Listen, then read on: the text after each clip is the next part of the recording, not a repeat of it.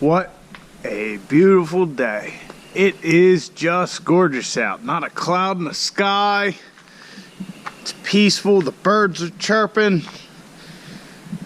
Caitlin's dirty as fuck, but that's normal.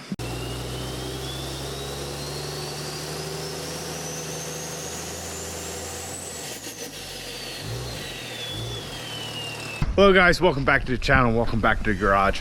So this afternoon got off work at a normal time for once. So we are gonna finish the underhood wiring on the truck. We're gonna put that to bed, no ifs, ands, or buts. We're gonna finish that up.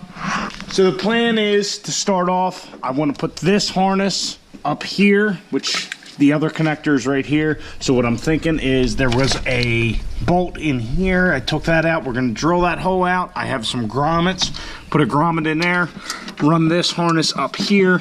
And then this one, I'm actually thinking of putting back here so that it'll kind of come up here straight and just kind of clean things up in there a little bit. I know it's hard to see, but basically we'll have this all up here. I'm not going to shorten any of the wires, but we will de-pin the harnesses in order to get the connectors through and just try and clean everything up, make it as clean as possible, really. I mean, there's no other real way to say it.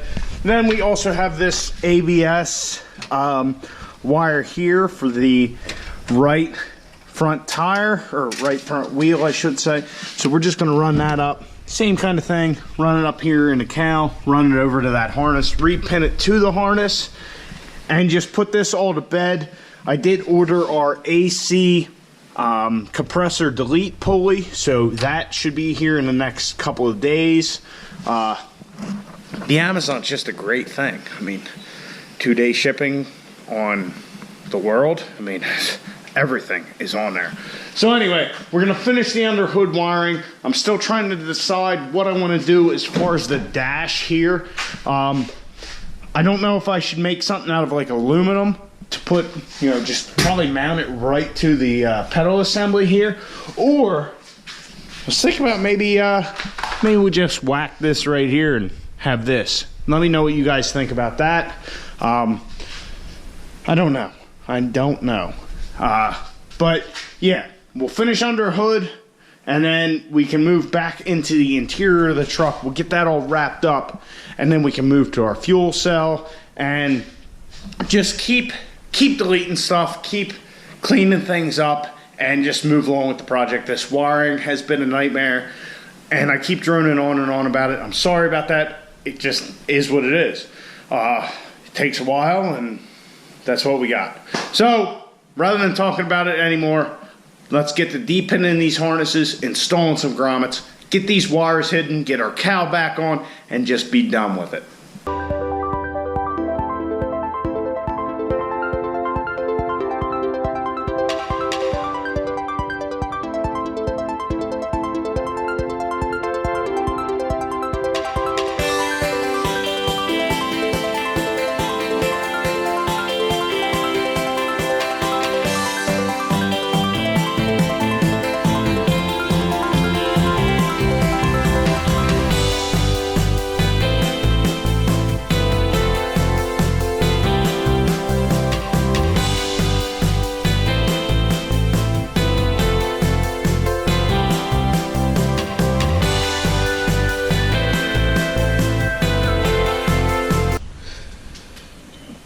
Well, our little wire tuck is done. I got everything zip tied up here under the cowl. All we have to do is throw that back on, but I know it probably doesn't look like it, but this is much cleaner than it was. Normally this harness here would be just hanging off right here, wires going over.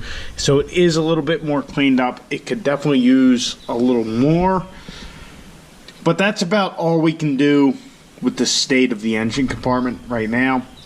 And like I said previously, the plan is to kind of finish this up, finish the stuff up in the cab, finish, and then not finish, then get to the stuff in the rear end. And yes, the cage is coming, all that kind of shit, but we're doing like one little thing at a time. Still waiting on the transmission to get back, so we're just trying to do what we can.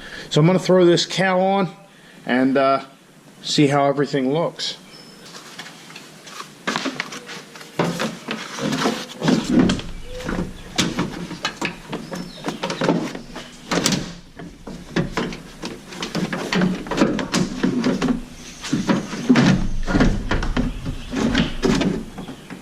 Well, it's all back together. I don't have all the correct size plastic push pins or whatever you call them, so I just use zip ties, and I don't even think I'm going to worry about getting these. I think I'm just going to use the zip ties because it will be coming on and off periodically. Now, I did cut this underhood insulation back, which it does look like absolute garbage, but it's not worth the trouble of pulling everything off to try and get it all out right now, because we've talked about this multiple times. Eventually the engine is going to have to come out, hopefully when we want it to, not when it decides it wants to be other places. But that's going to come. This is just all kind of temporary, because when we do that, we can get rid of, you know, take the engine harness all apart and do kind of the same thing. But for now, everything's looking good. Our plugs here definitely look like that's where they're supposed to be, even though they're for up here for the push rod holes. But yeah, clean that engine harness up. I mean, it really looks like, well, we didn't do anything. So I guess that's a good thing. I mean, that means the wire tuck kind of looks right.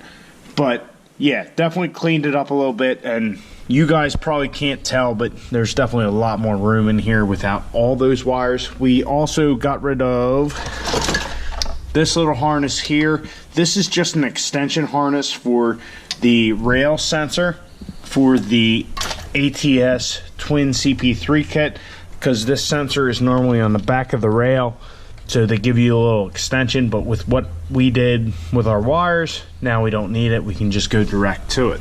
So everything's looking good. You know what?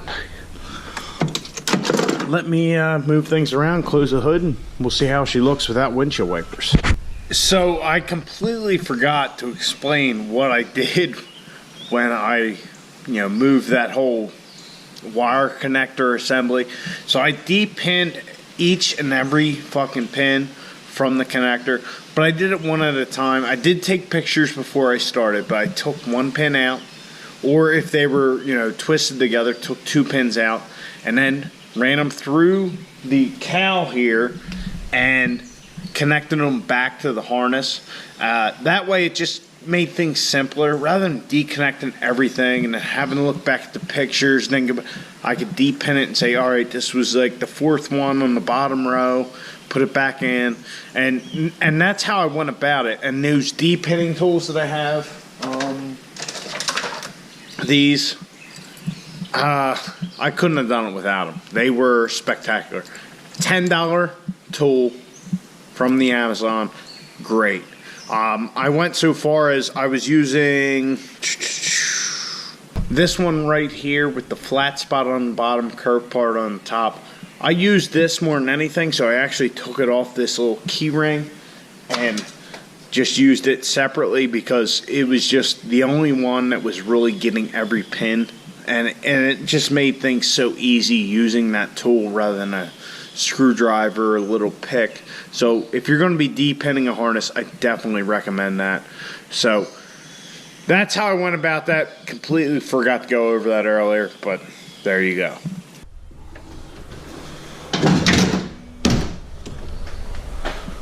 Alright, so that's the new and improved look. Definitely looks streamlined, and honestly, if you didn't know that the windshield wipers were off it, you probably just wouldn't even notice. Maybe you would if you were lucky, but otherwise you just think it was very clean looking. Yeah, not bad at all. Not bad at all.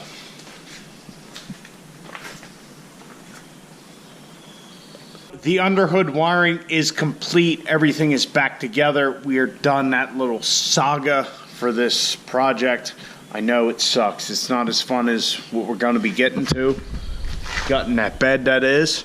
And putting a fuel cell in, shit like that. But this is part of building something like this. This is the tedious shit that nobody really cares about. Nobody cares about you cutting wires out and all that. But it's shit that's got to be done. Could we have gone with a standalone ECM and all that? Yeah, but this is more the do-it-yourself way to do it. I don't know if that's even the right way to say it, but this is how I'm going about it, how I've decided to do it. Let's see what the limits of this ECM are, and then go from there. If we have to jump up to a standalone setup of some sort, we will do that. But currently, as far as we know, it's been a while since we tested the dash, but the truck will act like nothing's wrong, like everything is normal. So it's a little bit of an experiment on my part, and like we talked about in the last video, just me challenging myself to see, hey, can we do this on our own? So I hope you guys enjoyed the video. The wiring under the hood is done. Yes, we have the dash stuff to do, but we got to do something different there. I got to figure something out, whether we cut that dash up or make our own dash. I don't know yet, but we got to figure out a way to integrate all of our factory components with our non-factory stuff, because we are keeping the factory gauge, cluster, key, all that kind of bullshit. So once again, I hope you guys enjoyed. Like it, subscribe, comment down below. I'll catch you guys in the next one. Get out in your garage, get the wrench in on your truck,